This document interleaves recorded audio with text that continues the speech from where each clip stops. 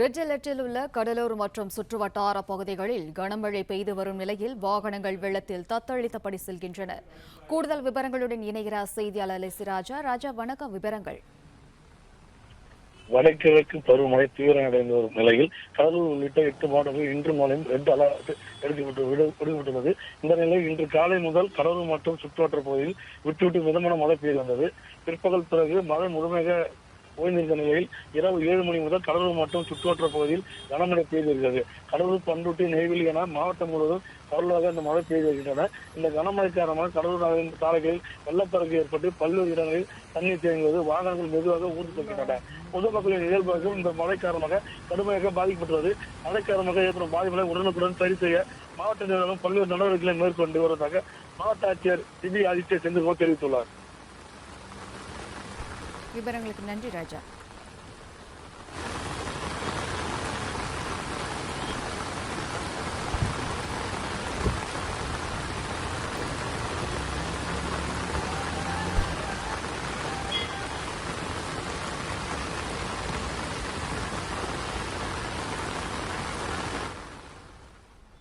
Play store மற்றும் app ஸ்டோரில் இருந்து பாலிமர் செயலியை QR கோடு மூலம் பதிவிறக்கம் செய்யுங்கள்.